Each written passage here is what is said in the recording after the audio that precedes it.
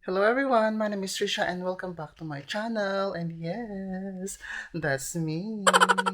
Alright.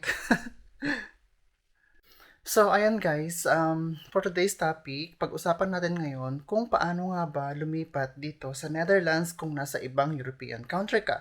So, how to move here in the Netherlands if you are living in another European country. So, pag-usapan natin kung nasa ibang European country ka ba, ay pwede ka bang lumipat sa Netherlands o sa ibang European country din, so EU to EU, na pwede ka bang tumira doon, pwede ka bang mamasyal lang, or pwede ka bang magtrabaho. So, pag-usapan natin ngayon sa video nito.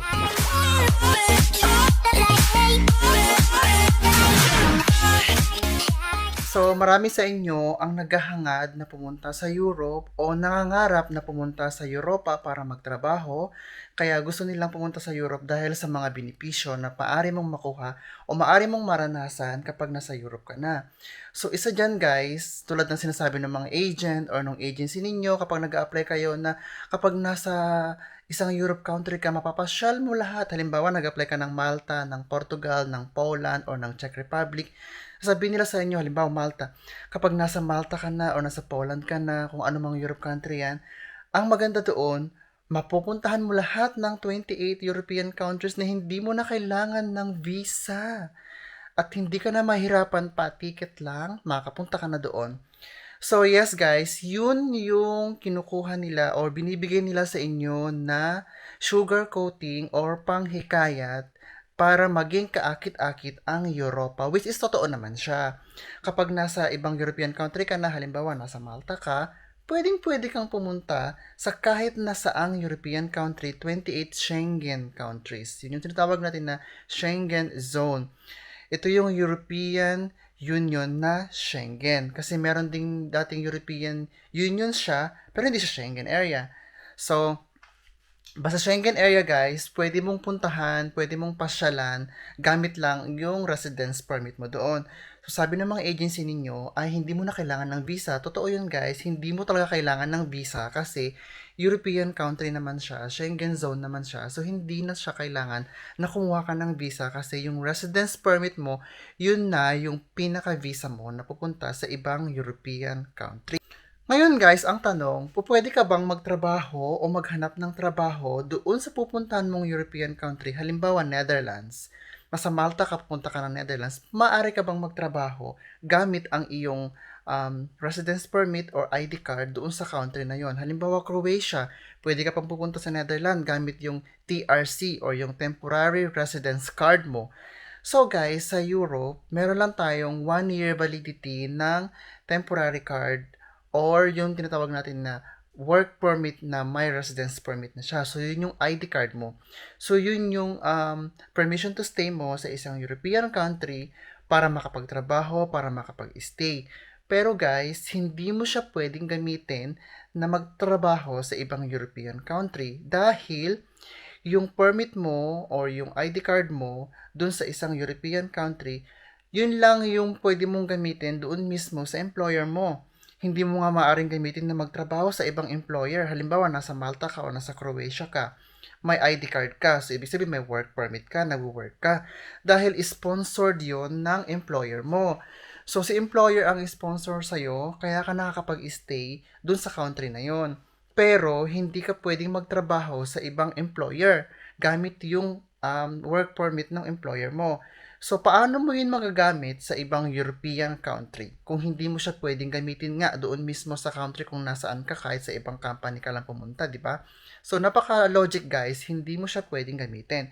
So, pwede mo lang siyang gamitin, mag-travel, pwede mo siyang gamitin, mamasyal dito sa Europe, ganyan, na meron ka lang stay ng 90 days up to 180 days in 1 year.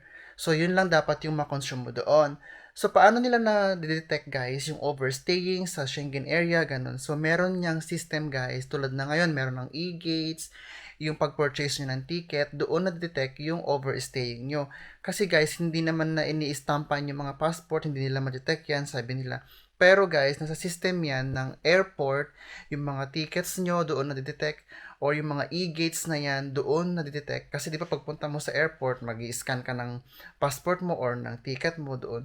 Doon pa lang sa pag-purchase mo ng ticket guys, doon na nila malalaman kung kailan ka nag-entry ng Europe na ganyan. So, makakalculate yung overstaying pag lumabas ka ng European country or pag na-overstay ka, wala ka ng permit, ganyan. Lahat yan guys, systematic. So, iniisip ninyo na hindi na siya ma-detect, pero nalalaman pa rin nila ang overstaying. Kaya nga, di ba, meron tayong 90 days at 180 days na tawag dito, validity lamang ng pag-stay sa isang European country. Kahit yung mga EU guys, kahit yung mga European citizen, yun lang din yung stay nila, 90 days up to 180 days in 1 year sa isang European country. Dahil kung lumampas ka ng 90 days, kailangan mong tawag dito ng residence permit. So, yung mga EU citizen guys, kapag lumampas sila ng 90 days or yung stay nila is more than 90 days, kailangan nilang magpa-register sa municipality nung European country na yun para ma-register yung kanilang arrival, para ma-register yung kanilang stay, para hindi sila mag-overstay din. Kaya nga 'di ba sa pag-apply ng visa, ang first visa lang na maximum ay inaalaw na binibigay ng embassy ay 90 days. So after ng yung second trip, madagdagan na naman ulit yun na another 3 months hanggang sa the more ka nag-a-apply, the more often you apply your Schengen visa, ganun din kahaba yung binibigay sa inyo na permit doon sa visa ninyo. So, first apply nyo, 90 days, and then next, bibigyan nila kayo ng 6 months or 1 year, and then next na naman, bibigyan kayo ng 2 years, as long as na hindi kayo nag-overstay sa isang country. Yung ID card mo, dun sa isang European country, hindi mo siya pwedeng gamitin dito guys, na magtrabaho legally. Halimbawa sa Netherlands, hindi mo siya pwedeng gamitin na magtrabaho ka dito. Kasi guys, at sa likod ng ID card ng Netherlands, nandun yung tawag dito, purpose of stay mo. So, nakalagay din dun sa ID card na yun kung allowed ka bang magtrabaho o hindi. For example, my ID card guys, as spouse permit. So, nasa likod ng ID card ko mismo na this permit, the purpose of my stay is to stay as a family or as a partner of a Dutch national. Tapos sa likod nun, nakalagay na hindi ko na kailangan ng work permit na pwede akong magtrabaho sa kahit saan sa Netherlands na hindi ko na kailangan ng work permit. So guys, paano nga ba makakapagtrabaho dito sa Netherlands na gamit ang iyong ID card sa ibang European country? So, pwede kang magtrabaho dito guys kung ang permit mo ay permanent residence. Kung meron kang permanent residence sa ibang European country, pwede kang magtrabaho dito sa Netherlands. So, gagawan ko yan again ng another video guys, another topic tungkol sa permanent residency sa pagpunta dito sa Netherlands. So guys, ang mapapayo ko sa inyo, ang pag-cross country dito sa Netherlands ay hindi madali. Bakit? Ang una nyong makakaproblema ay ang bahay. So guys, ang bahay dito sa Netherlands, napakahirap kumuha ng bahay. So ang mga bahay guys, merong mga waiting list dito. So makakakuha ka ng medyo mura-murang bahay, pero may waiting list yun. Ang waiting list guys, inaabot yan ng 10 years, 5 years, 15 years, ganun. So parang kami, matagal din kaming pumila, ganyan. Pero because tinulungan kami nung parents ng aking partner, so ayun, nakakuha kami ng mabilis. Pero guys, kung wala ka sa waiting list, marami namang apartment na pwede kang mag-apply dyan sa mga marketplace, yung pinopost nilang room for rent, pero napakamahal guys. Kasi dito sa Netherlands, hindi pwede ang overcrowding. So, ang isang apartment, halimbawa 3 room yan, 3 tao lang din ang pwedeng tumira. So, sa isang kwarto, 1 tao lang. So, hindi kayo pwedeng mag-shared kasi bawal yon. Pagpunta mo sa Netherlands, guys, kailangan mong mag-register sa municipality. Kapag nakaregister ka sa municipality, bibigyan ka ngayon ng Citizen Service Number. Yun yung tinatawag na BSN. So, yun yung citizen's number mo na magagamit mo sa lahat, insurance, tax, sa pag-apply ng trabaho, ganon. So, may dalawa tayong klase ng BSN, guys, yung temporary at yung resident. So, kapag meron kang temporary BSN, wala kang access sa government login, ganyan. Marami. So, i-discuss ko on another video about BSN. Pero, pag pumunta ka dito guys, yun yung unang-una yung sinisettle. So, wala namang bayad ang pag-apply ng BSN guys. It's for free. Magpa-appointment lang kayo sa municipality kung saan kayo titira. And after that, makakuha na kayo ng BSN ninyo. So, pag kumuha ka ng BSN temporary guys, kailangan mo lang ng iyong ID card or passport. So, pwede na yan kung Filipino passport, kahit anong passport ang hawak mo, pwede mo nang gamitin yan. Kasi ako nung kumuha ako ng BSN, temporary yung una kong BSN. So, passport ko lang ang Filipino passport. So, ayun na, nakakuha na ako. And make sure guys na yun yung una nyong isettle. Kasi yun yung napakahalaga. Kasi pag nag-apply ka ng trabaho, hanapan nila, do you have BSN? Kung wala kang mapakitang BSN, ibig sabihin, hindi ka nakatira dito. So, ibig sabihin, tourist ka lang, ganun. So, yun yung technique guys, para makakuha kayo ng trabaho kahit wala pa kayong permit sa Netherlands. Kahit yung permit nyo lang ay sa ibang European country. Pero depende yan guys. Hindi lahat gustong mag-hire kasi hinahanapan talaga ng ID card. Kasi parang ako, marami akong in-applyan dati. Nag-apply ako sa mga hotels, nag-apply ako sa mga restaurants, nag-apply ako sa lahat. Hinahanapan nila ako guys ng aking ID card. Kasi yung sa ID card ngayon, makikita doon kung allowed kang mag-work o hindi. So, hinahanapan ka nila ng Dutch ID card. So, sa case ko noon, maraming naghanap sa akin. So, hindi ko nakuha yung mga work. So, guys, dun sa hotel na yon, housekeeping, hindi naman nila hinanap. So, ang hinanap sa akin is passport or ID card. Sabi doon, sabi ko, may passport ako. Meron akong BSN, ayan. So, nag-sign ako ng contract. And after that, kumuha na ako ng bank account. Nagpa-open ako, tinanggap naman. So, ayun na, may BSN na ako at may bank account na ako.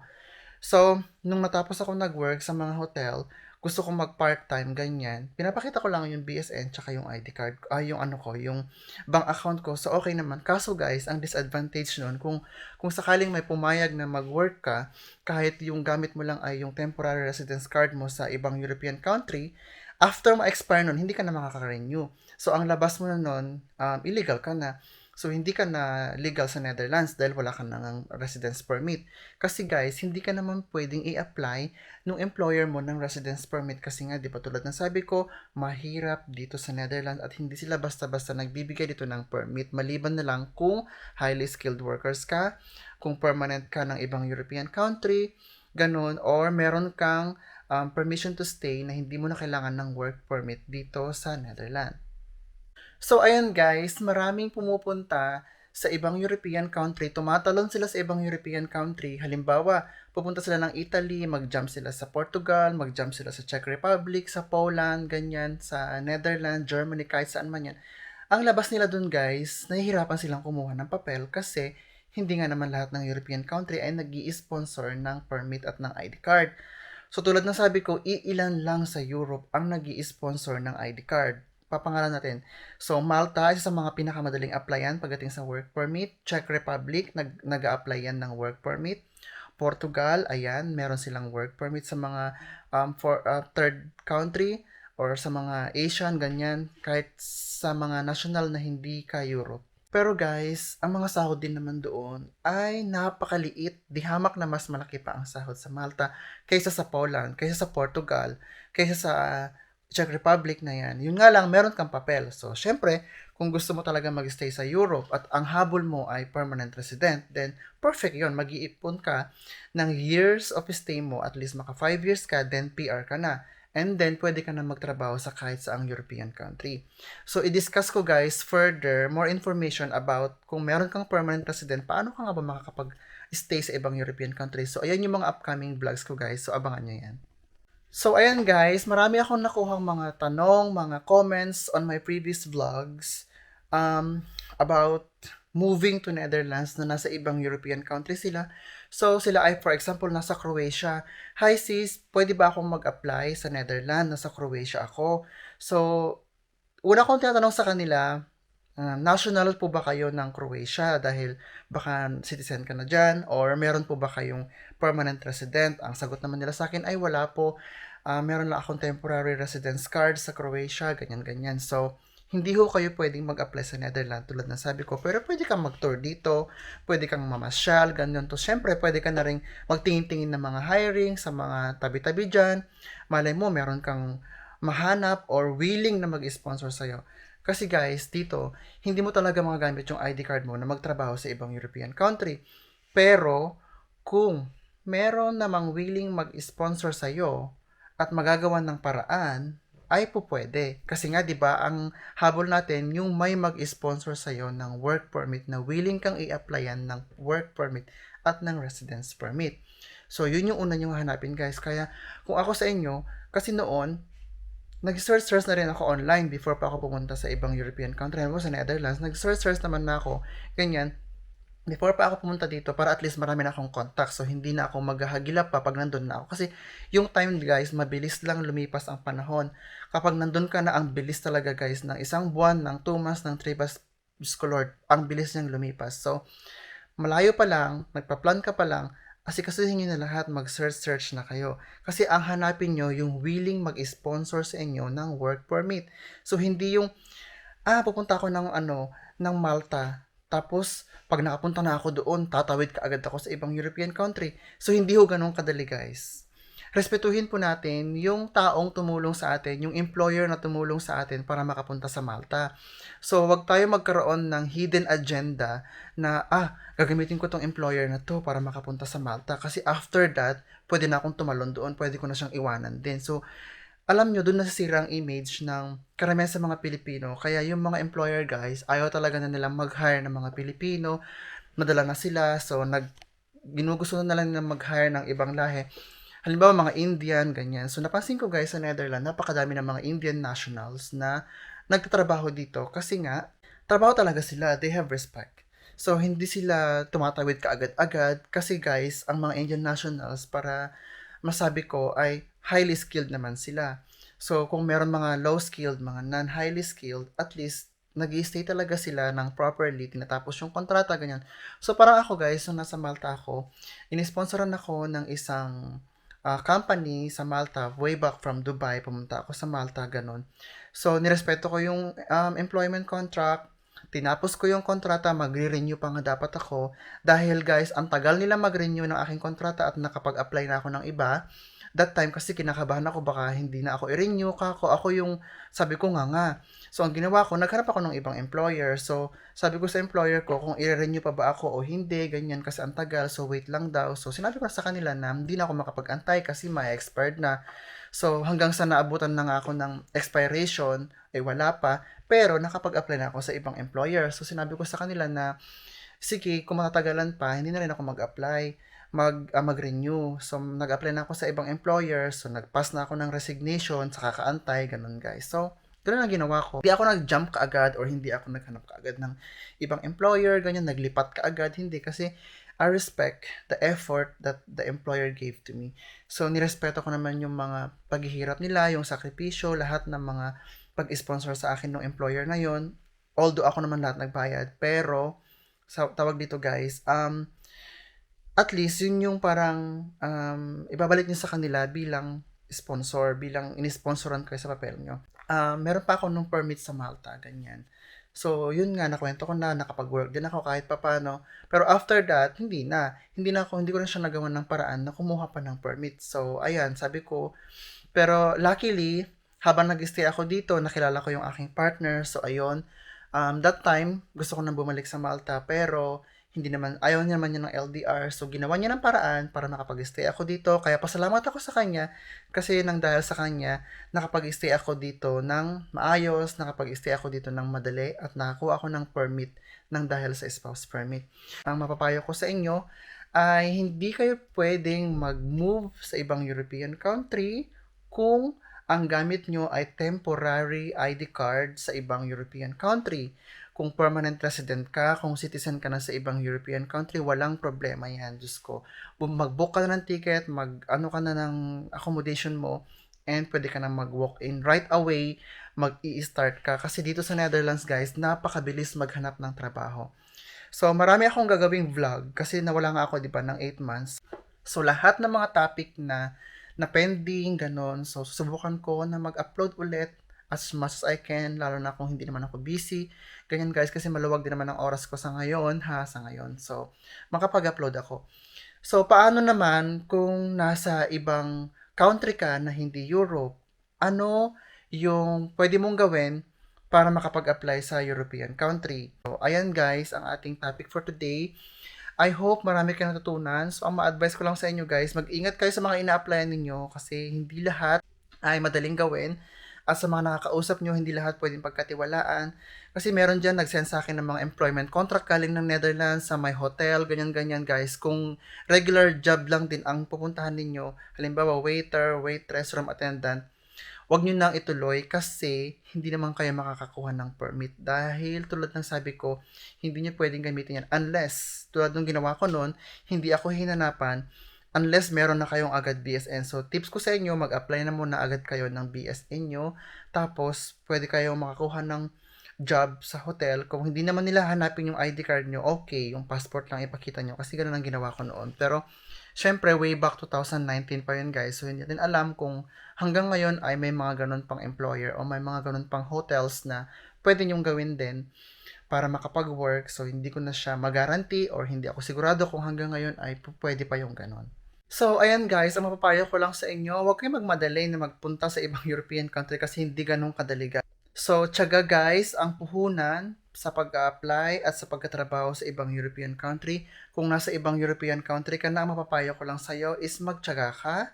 At dyan ka muna, huwag ka munang magmadaling umalis dahil baka sa kakamadali mo ay mapahamak ka pa.